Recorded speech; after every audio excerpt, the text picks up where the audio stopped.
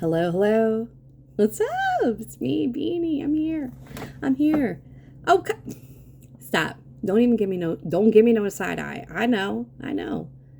Give your girl a break. How are you? I hope you're okay. Let me take off my glasses. Let me do a couple of warnings. Because I'm motivated to talk right now, I'm probably going to do 2 different videos back to back, and I'll have the same shirt in it.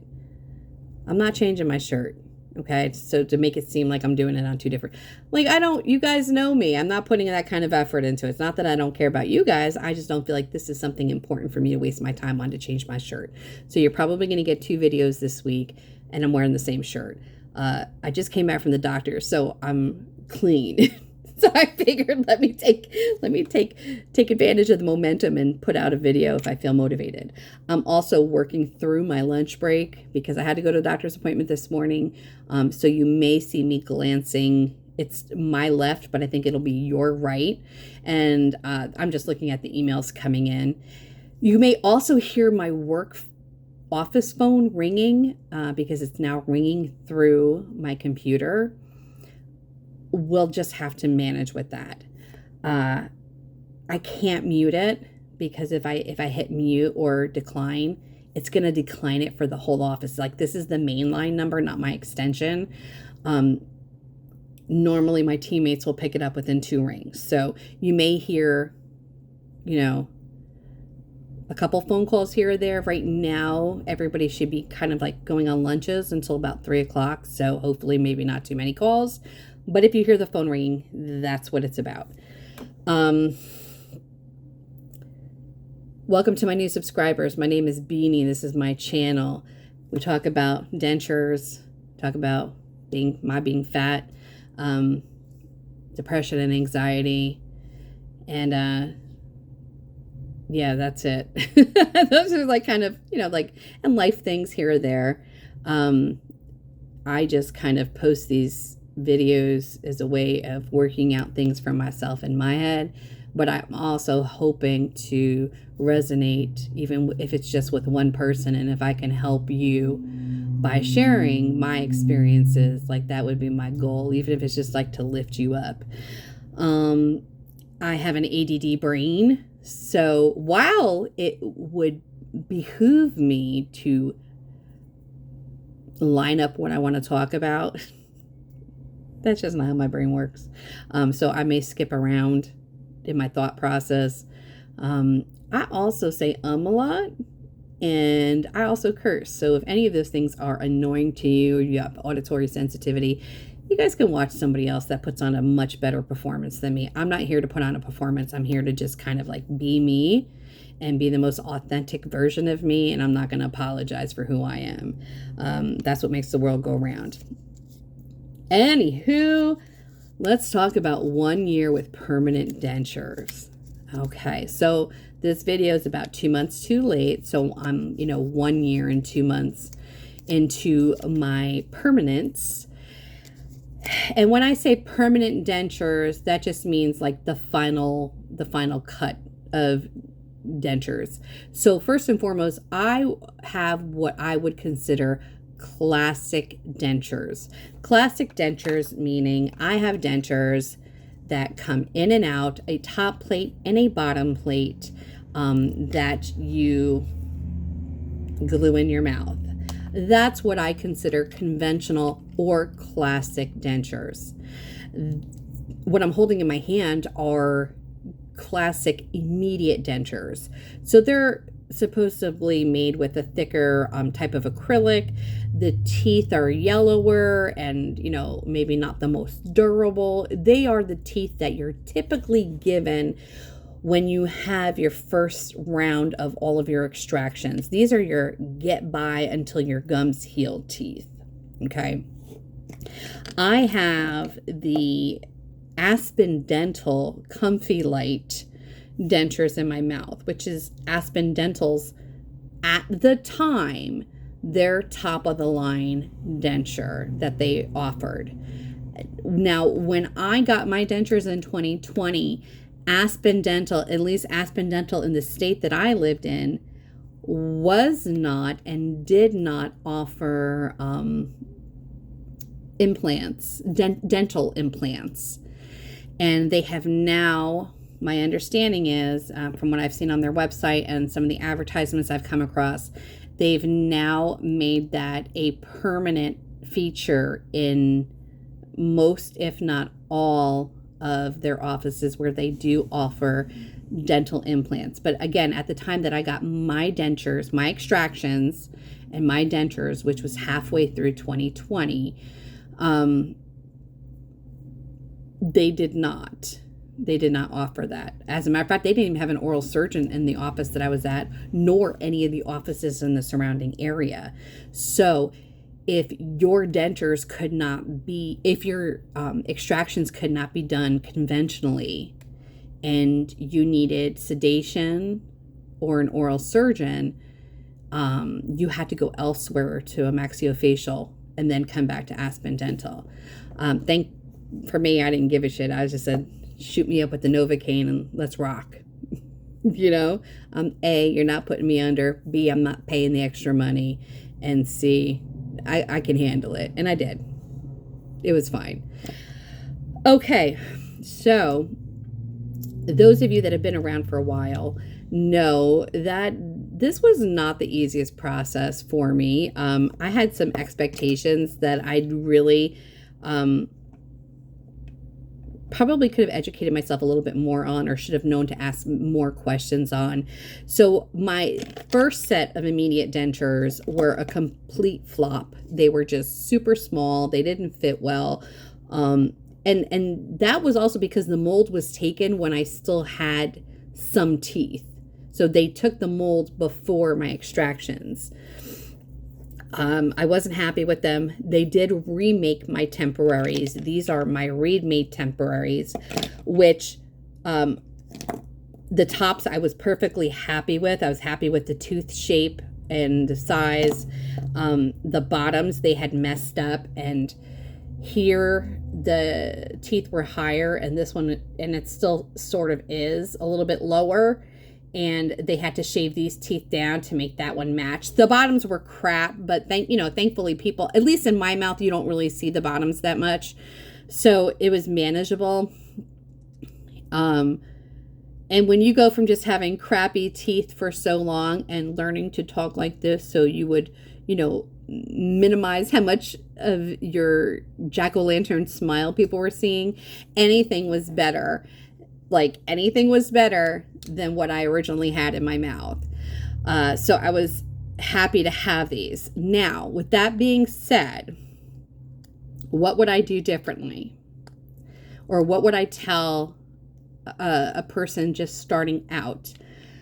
Well, there's a lot of things I'd like to tell people that are just starting out, because I do still get quite a few emails and comments from people that are, starting out or in the midst of their denture journey.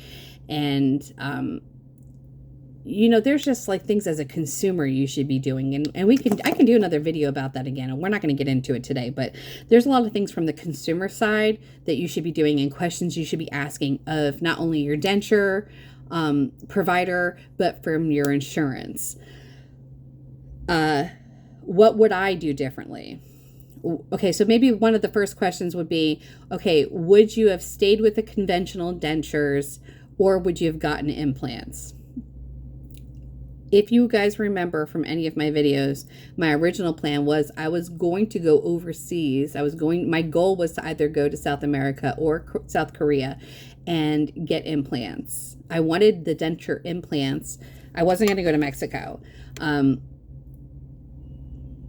But then COVID happened. So that money that I was putting aside to go overseas got tabled. And the first 6 months or so of the COVID extravagance, I just kind of dealt with it. I had a tooth break. Was it this one? No, it was this one. This one broke while working from home. And then my job announced that they were doing away with my entire division because of COVID. And 90% of my team was displaced. They only gave 10% of us, not even 10% of us, like maybe 5% of us, an opportunity to stay on with the parent company, but to go over to another department. While that was happening, I had to get on the ball. Like when we kind of had an idea that we potentially could be losing our jobs, I was like, oh my God, like how can I go on a job interview with looking like this? And that's really what kicked me in the ass to stop procrastinating. I could have taken care of this for the last 9 years. Well, at the time, let's say 7 years. And the job I was at before this current employer, I had excellent dental, $3,500 a year in coverage. And now I think my current employer dropped it from like $2,500 to $1,000. You know what I'm saying? Like, so I just dicked around because like I didn't want to face what I didn't know, which was the process of getting dentures. It was a huge mistake on my part. And this is why in many of my videos, what have I said? Listen, start with one tooth. Start with just going and getting an assessment of what needs to be done. And it may hurt your heart and it may cause you to have an anxiety spike, but at least you know where you stand. And then you at least know, hey, this doesn't have to be the only person that I get a quote from. Now let me go to another dentist. You know, a lot of people that hold insurance don't realize that if you go on your insurer's website and let's say you're looking up dentist, okay? Then they ask you, well, what are you needing from a dentist? Crowns, bridge, whatever. The reason they ask you that is because then they're going to give you a list of dentists and they all have different rates. So you may see one dentist in one town has a rate of $500 for a particular service. And then you see another dentist in the literal next town and they're charging $300 less. That's because through insurance, not every single medical provider charges, they don't negotiate the same rates. So if a medical provider wants to see more foot traffic, they might be willing to say, well, hey, listen, I'll drop my rate down to this, because then people will see that and say, oh, shoot, let me go with the cheaper guy. Doesn't mean cheap doesn't always mean bad. Sometimes it does, but doesn't always mean bad. Or going into a maybe not so affluent neighborhood to get work doesn't necessarily mean that someone's going to do shitty work on you. Okay. It might mean just the opposite. You may get somebody who is, you know, empathetic to those that are less fortunate and they'll do a better job. You just never know. Like, so you have to do your due diligence. But for me, would I have still gone with implants? I know I said everything worked out for a reason, and it did, because honestly, that money I would have spent, $14,000, $15,000 on implants, I ended up needing that money for medical expenses. My house is falling apart. Like, my house is literally sinking, and the cost of doing improvements now is through the roof, thanks to COVID and, you know, inflation. So for me, things worked out a different way. One area that makes me sort of regretful are the bottoms. After I got my permanents, my bottoms shrunk back so much. And you can't tell now because, you know, my face is so fat, but this is like the skinnier version of BB's face. So cute. Then there's this. There's this. There's this. I'm being silly. When I take my teeth out, and mind you, I do not take them out very often, you know, other than cleaning. Like, I don't walk around without my teeth in my mouth. It's just very uncomfortable, particularly because the bottom jaw has swollen and shrunk back so much. I feel like if given the chance, I probably would have put implants on the bottom jaw. And I know some people will do that because they just feel like their bottoms don't fit well. I don't have that problem. My bottoms fit fine. You know, some people don't have enough ridge for dentures to sit, for the bottom plate to sit. I'm fine with that. I just don't like how much my bone shrunk back. If I was a younger person, I'll be honest with you, I would probably tell younger people, if you can afford it, try to get implants. only for the simple fact of how the bone shrinks. I'm already old, okay? I'm rounding third. At this point, come on. It doesn't look good, and I don't know what it would look like, once I lose weight, if they'll look worse or not, because the teeth are gonna look different without all this fat around it. But I think for a younger person to have that much shrinkage, by the time they get to my age, they're gonna have a lot of loss of muscle tone. So I would say, if you can afford it, okay, now listen to me when I tell you this. Just because the desk clerk at a dental office says that they can get you financing doesn't mean that you can afford something, okay? So I would say, don't put yourself in a financial situation. Like, you make do with what you can afford, all right? And if these little fuckers break, you guys, it's going to cost me $1,500 to get another set. I could go to, if I didn't want to go through Aspen Dental, I could go through Affordable Dentures. It's $1,500 for their version of Comfilytes. Are they going to be perfect? No, but it's $1,500 and I'm one and done. Versus when you do get implants and you have your posts and you have your maintenance and you have to go for your cleanings every 3 months, there's a rub with everything. But I think for younger people, I would say from 30 back, if you have to get dentures, and there are kids who need dentures. I had a foster brother who needed dentures by the time he was 15. I would say for those people, the implants would be worth it only because, not because, they're implant. No, it's just because the bone loss can be substantial and it can age you. And, that can get into your head as much as walking around with no teeth can, So that would be one thing that I would consider. But I still would not advocate. You guys know how I feel about putting yourself in debt. I would not advocate putting yourself into debt just to say that you have hybrid dentures or whatever dentures, $300 a month. Okay, listen, do you? I hope you know what your interest rate is. I hope you know what the penalty is if you miss a payment. I'm not okay with that for me.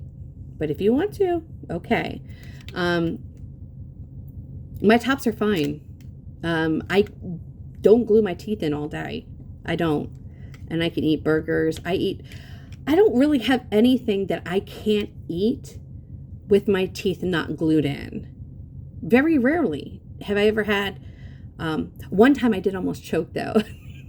I don't remember what it was. Oh my God, what was it? I don't remember what it was.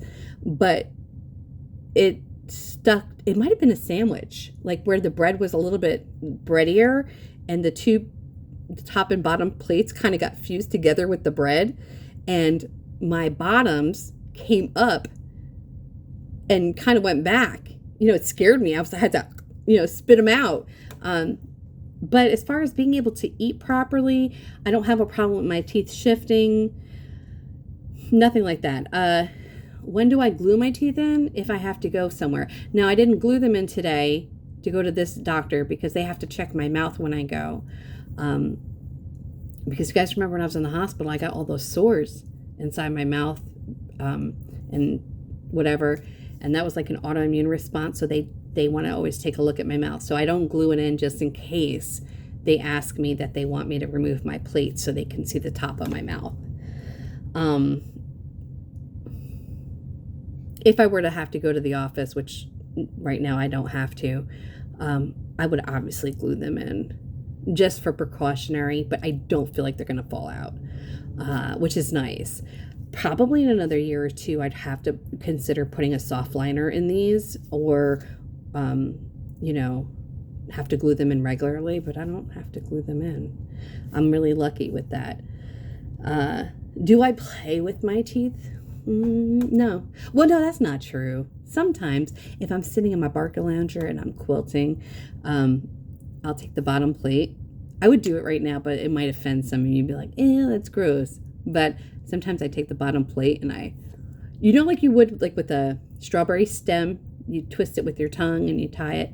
So I kind of do this thing with my bottom plate and I spin it. Like I pull it out and I spin it and put it back in. I don't know. Why? Don't judge. I'm just sharing. That's what I do. No. You know, I'm Beanie. What do you want from me? I don't know. And I didn't even realize I did that much anymore. But one day my daughter was over visiting with my granddaughter, and we're watching a movie, and I did it. And she said, what are you doing? I didn't even realize I was doing it.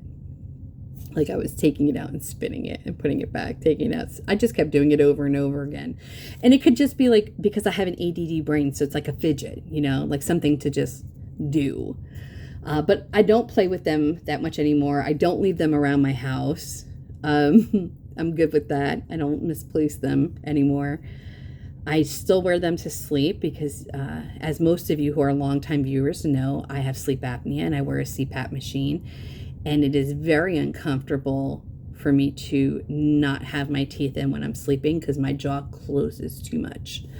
So I wear my teeth when I sleep. I'm not telling you to do that if you have sleep apnea. Listen, you discuss it with your medical professionals. I'm not a medical professional. But I wear mine when I sleep. I take them out in the morning. When I soak them, I have about like 2 hours that I don't wear teeth, and then I put them back in. Thus far, knock on wood, I have not had an issue with any kind of fungal or mouth thrush or whatever. And I have to be super careful because, well, first of all, you guys know I'm on so many medicines right now, but I had to switch to a disc inhaler because my medicines are costing me like almost $600 a month in medicine. And I had to find ways to kind of cut back expenses. And one of them was to go from a pump style inhaler to a disc inhaler. And unfortunately with disc inhalers, they are prone to giving people thrush. So, and that's also another reason why I don't glue my teeth in the morning. Like if I had to glue them in, I would wait till I take this, because God forbid any of this stuff gets in and gets trapped in the glue or gets trapped underneath and it's sitting there festering all day. It'll allow for fungulitis to brew. So I don't want that to happen. So yeah, I'm just very careful about that. What else is up with my teeth? I have a ton of these stupid, this is the ADD brain at its best. Opening up tubes of stuff, leaving them around. So then I have to find another one because I can't find the other one. I have 1,000 open tubes. I don't even like this brand. I don't like this brand, Fixident. However, I had a coupon, a really good coupon, and Ollie's. I don't know where you guys live, if they have Ollie's, but Ollie's had a double pack for like $4, and I had a $2 off coupon. So I essentially paid $1 a tube. So I bought them. I also bought the Fixident antibacterial denture cleaner. Now I gotta tell you guys, now I got this on sale at the Ollie's and I used a coupon, but I like this one. Not because I think it really works well, but it turns blue like while it's soaking, and somehow I feel like it works to clean, or at least it cancels out the yellow. I don't know if it really works. I don't know, but I like it. And I still have a ton of the Walmart fizzies, so I'm still making my way through the Walmart fizzies. There's not much else about my 1 year. These teeth are not my favorite, but honestly, compared to these teeth, they're right. And, you know, I do have the, well, you can't really see it, the bubble gums. Hold on. Hold on. Oh God, look at these. Look how they sit. Look, it's so off. Oh God, they're awful. They just don't feel, they don't, oh my God, look at them like Bugs Bunny. They don't fit right. But I wanted to show you guys